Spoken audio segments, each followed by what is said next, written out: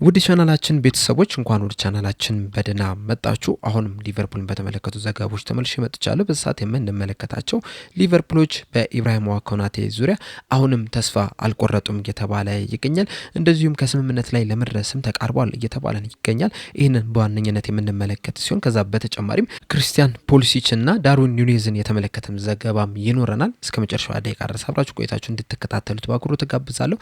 ሰብስክራይብ፣ ላይክ፣ ሼር እያደረጋችሁ የቻናሉ ቤተሰብ እንድትሆኑ በአክብሮት እጠይቃለሁ። አሁን በቀጥታ ወደ ያስኩላችሁ ጉዳይ የማመራ ይሆናል። በመጀመሪያ የምንመለከተው ዳርዊን ኑኔዝን የተመለከተውን ዘገባ ይሆናል። እነ ፋብሪዞ ሮማኖ ዘ አትሌቲክስ እንደዚሁም ደግሞ ሌሎች በጣም ታዋቂ የሚባሉ ጋዜጦችም ጨምሮ እንደዘገቡት ከሆነ አልሂላሎች ለሳውዲ ፕሮ ሊግ ከሚጫወተው የቡድን ስብስባቸው ውስጥ ዳርዊን ኑኔዝን አስወጥተውታል። ነገር ግን በኤዥያ የሻምፒየንስ ሊግ ውድድር ውስጥ በሚሳተፈው የአልሂላል ስብስብ ውስጥ ግን አሁንም ዳርዊን ኑኔዝ መካተት ችሏል። ለመረጆቹ ከሆነ እንግዲህ የቤንዜማ ወደ አልሂላል መምጣት ዳርዊን ኑኔዝ ለሳውዲ ዋንጫ ከሚሳተፈው የቡድን ስብስብ ውስጥ እንዲወጣ አድርጎታል እየተባለ ይገኛል። በኑኔዝ ምትክም ማርኮስ ሊዮናርዶ የተባለውን ተጫዋች በሳውዲ ፕሮ ሊግ አስመዝግበውታል እየተባለ ይገኛልና ከዚህ በኋላ እንግዲህ ዳርዊን ኑኔዝ ምን ያህል በሳውዲ ሊግ ይቆያል የሚለው ነገር እንግዲህ በጣም አጣብቂኝ ውስጥ የገባ ይመስላል። ምናልባትም እንግዲህ አሁንም ክለቡን ሊለቅ የሚችልበት እድል አለ እየተባለ ይገኛል። እንደሚታወቀው የሳውዲ ፕሮ ሊግ የዝውውር መስኮት እንግዲህ እስካሁን ድረስ አልተዘጋምና ምናልባት ወደ ሌላ የሳውዲ ፕሮ ሊግ ክለብ ሊያቀና የሚችልበት እድል ሊኖር ይችላል። ካልሆነም ደግሞ ወደ ሌሎች ሊጎች በቀጣይ የክረምት የዝውውር መስኮትም ሊለቅ የሚችልበት እድል አለ እየተባለ ይገኛል። ከጥቂት ሳምንት በፊት እንግዲህ ወደ ቱርክ ሊግ ሊያቀና ይችላል የሚሉ አንዳንድ መረጃዎችን ስንመለከት ነበረ። ነገር ግን እስካሁን ድረስ ያ ዝውውር ሳይካሄድ ቀርቷል። ምናልባት የዘንድሮን ሲዝን በዛው በሳውዲ ሊግ ጨርሶ በቀጣይ የክረምት የዝውውር መስኮት ግን ሳውዲ ሊለቅ የሚችልበት እድል አሁንም እንዳለ እየተዘገበ ይገኛል። ሌላኛው የምንመለከተው ደግሞ ቱቶ መርካቶ ይዞት የወጣውን ዘገባ ይሆናል። እንደ ቱቶ መርካቶ ዘገባ ከሆነ ሊቨርፑልና አርሰናል የኤሲ ሚላን ተጫዋች የሆነውን ክሪስቲያን ፖሊሲችን በቅርበት እየተከታተሉት ይገኛሉ እያለን ነው። እንደሚታወቀው ክሪስቲያን ፖሊሲች ከቼልሲ ወደ ኤሲ ሚላን ካቀና በኋላ በኤሲ ሚላን እንግዲህ በጣም አስደናቂ የሚባል እንቅስቃሴን እያደረገ ነው የሚገኘው። በተለያዩ ቦታዎች ላይ እየተጫወተ ኤሲ ሚላኖችን በጣም በአስደናቂ ሁኔታ ሲያግዝ መመልከት ይችላል። ወደ ኤሲ ሚላን ካቀና በኋላ እንግዲህ በቀኝ ክንፍ በኩል በግራ ክንፍ በኩል በ10 ቁጥር ቦታ ላይ እንደዚሁም ደግሞ በ9 ቁጥር ቦታ ላይ ሲጫወት የተመለከትነው ተጫዋች ነው። በእነዚህ በተሰጡት ሚናዎች ላይም በጣም ጥሩ የሚባል እንቅስቃሴን ሲያደርግ መቆየትም ችሏልና በዚህ ሰዓት በኤሲ ሚላን ቤት ካሉ ተጫዋቾች መካከል እንግዲህ ወሳኝ ሚና ከሚጫወቱት ውስጥ አንደኛው ክሪስቲያን ፖሊሲች ነው። ነገር ግን ደግሞ በኤሲ ሚላን ቤት የሚያቆየው ኮንትራት ሊጠናቀቅ በጣም እየተቃረበ እየመጣ ነው የሚገኘው። ከዚህ በኋላ እንግዲህ ከ18 ወራት ያነሱ ጊዜያቶች ብቻ ነው የቀሩት። 2027 ክረምት ላይ ኮንትራቱ የሚያበቃ ይሆናል። በእርግጥ አሁን ላይ እንግዲህ በኤሲ ሚላንና በክሪስቲያን ፖሊሲች መካከል ንግግሮች እየተደረጉ ነው የሚገኙት። በቅርቡ አይደለም እነዚህ ንግግሮች የጀመሩት፣ ቆየት ብሏል። ነገር ግን እስካሁን ድረስ ምንም አይነት መፍትሄ ላይ እንዳልተደረሰ ነው እየተነገረ የሚገኘውና ምናልባትም ክሪስቲያን ፖሊሲች ኤሲ ሚላንን ለቆ ወደ ሌላ ክለብ ሊያቀና የሚችልበት እድል ሊኖር ይችላል እየተባለ ይገኛልና ሊቨርፑልና አርሰናልም በዘገባው መሰረት የዚህን የክሪስቲያን ፖሊሲችን አሁን ላይ ያለበትን ሁኔታን በቅርበት እየተከታተሉት ይገኛሉ እያለን ነው። ክሪስቲያን ፖሊሲች እንግዲህ ሊቨርፑሎች የሚፈልጉት አይነት ኳሊቲ ያለው ተጫዋች ነው። በጣም ፈጣን የሚባል ተጫዋች ነው። ሃይ ፕረስ የሚያደርግ ተጫዋች ነው። እንደዚሁም ደግሞ በትራንዚሽን ላይ ጊዜ ከመከላከል ወደ ማጥቃት በሚቀየር እንቅስቃሴ ላይ በጣም ፈጣን ስለሆነ ለካውንተር አታክ የሚመች አይነት ተጫዋች ነው። እንደዚሁም ደግሞ በጣም ብዙ ኤክስፒሪየንስ ያለው ተጫዋች ነው። በቼልሲም ብዙ ጊዜ መቆየት ይችላል። የፕሪሚየር ሊግን ልምድ አለው። ወደ ኤሲ ሚላንም ካቀና በኋላም በሴሪያም በጣም ድንቅ የሚባል እንቅስቃሴ ማድረግ ይችላል። የተለያዩ ቦታዎችንም ከቨር ሲያደርግ የተመለከትነው ተጫዋች ነው። ቅድም እንዳልኳችሁ በቀኝ ክንፍ፣ በግራ ክንፍ 9 ቁጥር ቦታ ላይ 10 ቁጥር ቦታ ላይ የሚጫወት ተጫዋች ነው። በጣም ቨርሳታይል ነውና ሊቨርፑሎች የሚፈልጉት አይነት ኳሊቲ ያለው ተጫዋች ነው። እንደዚሁም እድሜውን ከተመለከትን ገና 27 ዓመቱ ላይ ነው የሚገኘው። ይህንን ተጫዋች እንግዲህ ለረጅም ጊዜ በቦሩሲያ ዶርትመንድ፣ በቼልሲ፣ በኤሲ ሚላን ስለተመለከት ነው ከዚህ የበለጠ ትልቅ ነው የሚመስለን። ነገር ግን ገና 27 ዓመቱ ላይ ነው የሚገኙና ሊቨርፑሎች አያስፈርሙትም ብለን በደፈናው መናገር የምንችለው አይነት ተጫዋች አይደለም። ምናልባት ሙሐመድ ሳላ ክለቡን ለቆ የሚወጣ ከሆነና ሌላ ወጣት ተጫዋች በሱ ምትክ የሚያመጡ ከሆነ ተጨማሪ ልምድ ያሉን ተጫዋች ክሪስቲያን ፖሊሲችን ሊያስፈርሙ የሚችሉበት እድል አላቸው እያለን ይገኛል ቱቶ መርካቶ በዘገባው። ይህንን ዘገባ ስንመለከት እንግዲህ አንዳንድ ማንሳት ያለብን ነጥቦች አሉ። በመጀመሪያ ደረጃ ተጫዋቹስ ኤሲ ሚላንን ለመልቀቅ ፍላጎት አለ ወይ የሚለው ነገር መነሳት ያለበት ጥያቄ ነው። ምክንያቱም በዚህ ሰዓት እንግዲህ በኤሲ ሚላን በጣም ደስተኛ ሆኖ እየተጫወተ ያለ ተጫዋች ነው። ስለዚህ ኤሲ ሚላንን ለመልቀቅ ያን ያህል ፍላጎት ያለው አይመስልም። በእርግጥ እስካሁን ድረስ ምንም አይነት ስምምነት ላይ አልደረሱም። ነገር ግን ደግሞ ስምምነት ላይ ይደርሳሉ ተብሎ ነው የሚጠበቀው። ካልፈረመ ብቻ ነው ወደ ሌላ ክለብ ሊያቀና የሚችልበት እድል ክፍት የሚሆነው የሚል ሀሳብ ነው ያለኝና ይህንን ማንሳት መቻል አለብን። በመቀጠል ደግሞ ኤሲ ሚላኖችስ ለዚህ ተጫዋች ምን ያህል ገንዘብ ይፈልጋሉ የሚለው ነገር መነሳት አለበት። በእርግጥ በቀጣይ የክረምቱ የዝውውር መስኮት በኤሲ ሚላን ቤት የሚያቆየው ኮንትራት 1 ዓመት ብቻ ነው የሚሆነው። ነገር ግን ደግሞ በኤሲ ሚላን ቤት ያሳየውን እንቅስቃሴ ስንመለከት እንደዚሁም ደግሞ ለኤሲ ሚላን ምርጥ ከሚባሉ ተጫዋቾች መካከል አንዱ እንደመሆኑ መጠን ኤሲ ሚላኖች በቀላል ገንዘብ ይለቁታል ተብሎ አይጠበቅምና ምን ያህል ገንዘብ ለዚህ ተጫዋች ይፈልጋሉ የሚለው ነገር መነሳት መቻል አለበት። ምክንያቱም ሊቨርፑሎች ይህንን ተጫዋች ቢያስፈርሙት እንኳን ለቋሚነት ያስፈርሙታል ተብሎ አይጠበቅም። ምክንያቱም የሊቨርፑል ፖሊሲን ስንመለከት በተለይ ደግሞ በማይክል ኤድዋርድ ስር በፊት ስንመለከተው የነበረ ነገር ነው። በዚህ ሲዝንም በክረምት የዝውውር መስኮት እንደዚሁም በጃንዋሪ የዝውውር መስኮትም ያስፈረሟቸውን ተጫዋቾች ስንመለከት ለአሁን የሚሆኑ እንደዚሁም ደግሞ ለረጅም ጊዜ ምናልባትም ለ8-9 ዓመታትም የሊቨርፑል ተስፋ መሆን የሚችሉ ተጫዋቾችን ነው እያስፈረሙ የሚገኙት። በቋሚ አሰላለፍ ውስጥ የሚገቡትን ተጫዋቾች ስንመለከት እንኳን ሚሎስ ኬርኬዝ፣ ጀረሚ ፍሪምፖንግ፣ ፍሎሪያን ቪርትዝ፣ ሂጎ ኤኪቲኬ 24 ዓመትና ከዛ በታች የሆኑ ተጫዋቾች ናቸው። ለአሁንም መሆን ይችላሉ። ከ4 ከ5 ከ6 ዓመት በኋላ ራሱ በጣም ምርጥ ብቃታቸው ላይ መገኘት የሚችሉ ተጫዋቾች ናቸውና ለአሁንና ለወደፊት ብሎ ነው የሚያስፈርሙት። ስለዚህ መሐመድ ሳላ ቢለቅም ባይለቅም እዛ ቦታ ላይ አንድ ተጫዋች ይጨምራሉ ተብሎ ነው የሚጠበቀው።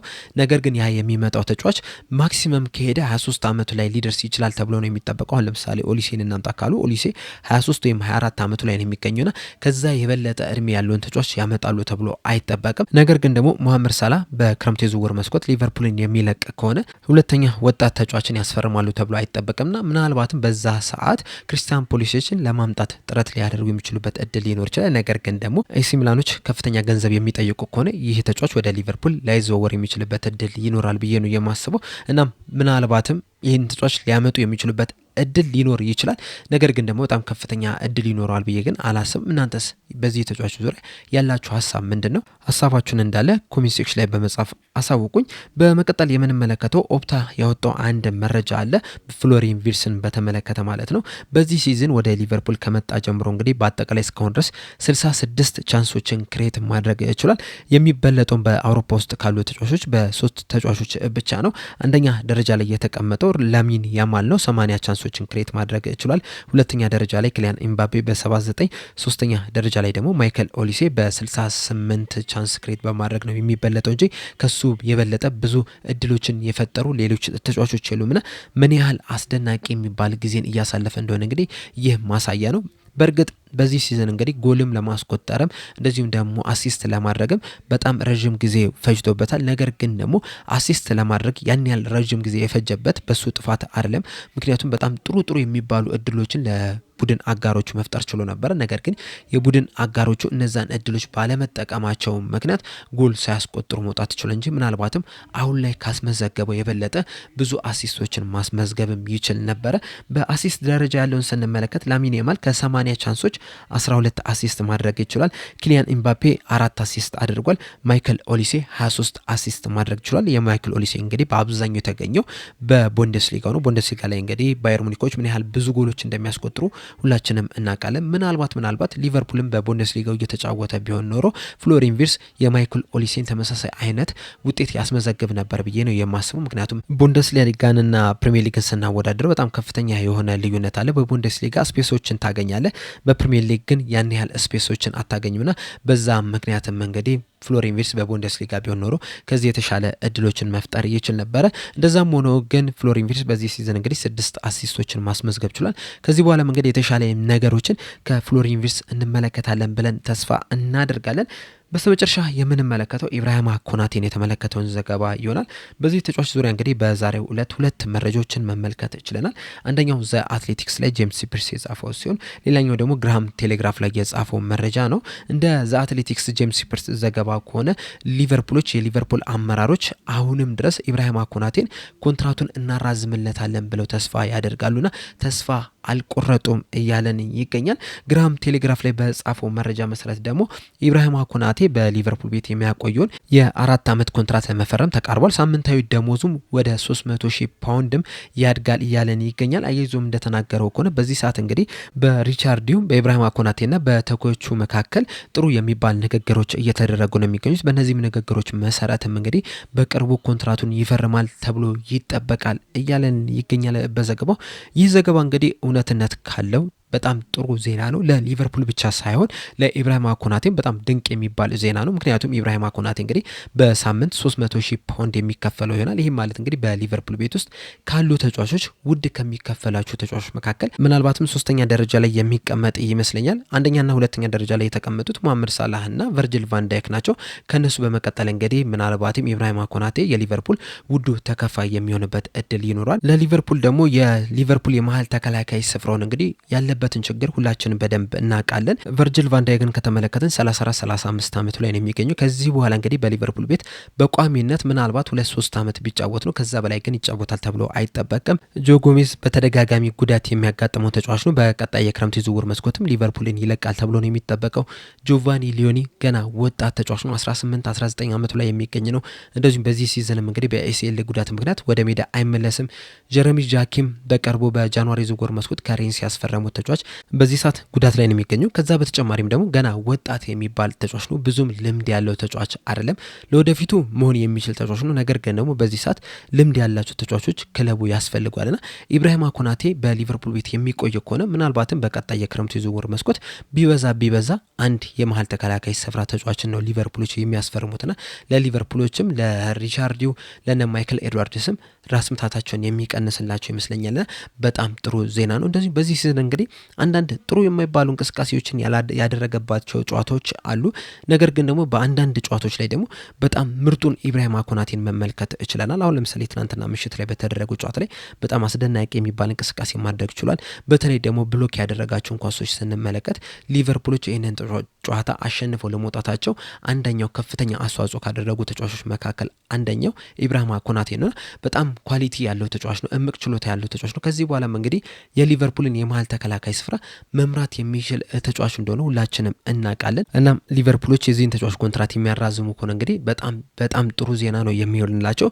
በዚህ ተጫዋች ዙሪያና በኮንትራቱ ዙሪያ እንግዲህ ቨርጅል ቫን ዳይክ የሰጠው አስተያየት አለ። በሰጠው አስተያየት ግልጽ ነው፣ ኢብራሂማ ኮናቴ በሊቨርፑል ቤት እንዲቆይ እፈልጋለሁ። ምክንያቱም ደግሞ በሜዳ ውስጥ በጣም ከፍተኛ አስተዋጽኦ ከሚያደርጉ ተጫዋቾች መካከል አንደኛው ኢብራሂማ ኮናቴ ነው። ይህንንም ደግሞ ሁሉም ሰው የሚመለከተው ነገር ነው።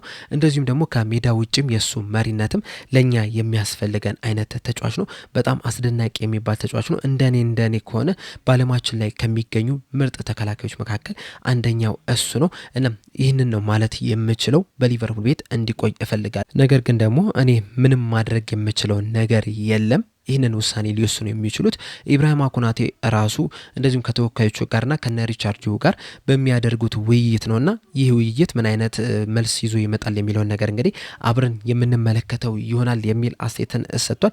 ይህንን ነገር እንግዲህ ለኢብራሂማ ኮናቴ ብቻ አይደለም የሰጠው። ከዚህ ቀደምም እንግዲህ ለአንዲ ሮበርትሰንም በተመሳሳይ መልኩ ሲናገርም መስማትም እችለናልና ከዚህ በኋላ እንግዲህ እነ ሪቻርድ ምን አይነት ውሳኔ ይወስናሉ የሚለውን ነገር እንግዲህ አብረን የምንመለከተው ይሆናል። ለዛሬ ያስኩላችሁ እንግዲህ እነዚህን ይመስሉ ነበረ። ፕሮግራሙ ከማጠናቀቂ በፊት ግን አንድ ጥያቄ ልጠይቃችሁ።